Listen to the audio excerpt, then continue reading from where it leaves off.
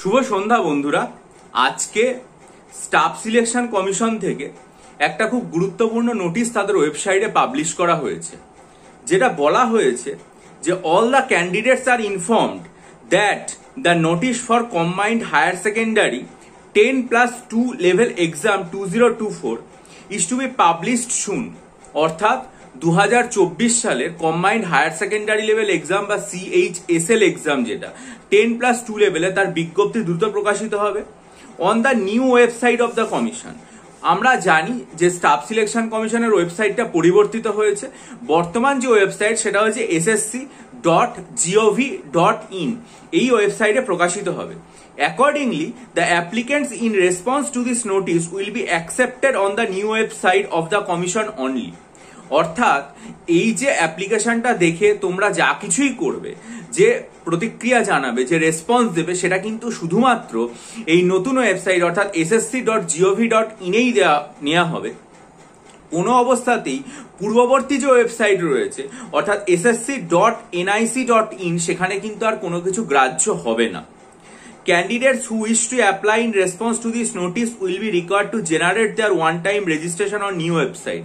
পূর্ববর্তী ওয়েবসাইটে যে রেজিস্ট্রেশন ছিল সেটা আর কার্যকর হবে না, নতুন ওয়েবসাইটে ওয়ান টাইম রেজিস্ট্রেশন করতে হবে। The candidates may complete one-time registration as soon as possible in advance before the publication of the notice. অর্থাৎ 2024 সালে যে নতুন বিজ্ঞপ্তিটা আসছে সেই নতুন বিজ্ঞপ্তি আসার আগে যতটা দ্রুত সম্ভব প্রত্যেককে এই যে আর কি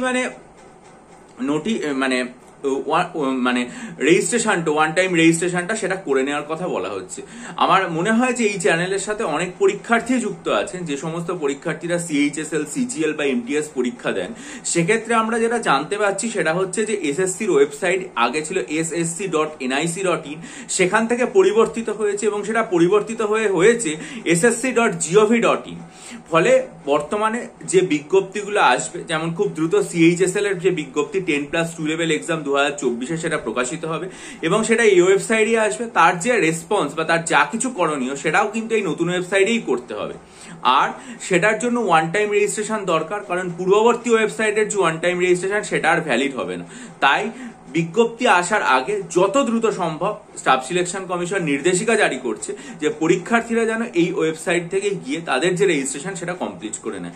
এটাই আজকের ভিডিওর বক্তব্য। ভালো লাগলে লাইক করো, বন্ধুদের মাঝে শেয়ার করো এবং এই সংক্রান্ত সমস্ত আপডেট CGL, CHSL সংক্রান্ত সেটা পাওয়ার জন্য চ্যানেলটা অবশ্যই সাবস্ক্রাইব করে নাও। আর যদি কেউ মনে করো মিসলেনিয়াস পরীক্ষার জন্য যে 16টা মক টেস্ট এবং ক্লার্কশিপের জন্য 10টা মক টেস্ট তৈরি করেছি সেটা নেবে, তাহলে ডেসক্রিপশন বক্সে দেওয়া ভিডিওর লিঙ্কটা খুব মনোযোগ দিয়ে দেখে আমার সাথে ইমেলের মাধ্যমে যোগাযোগ করো, তারপর আমি বাকিটা বলে দেবো।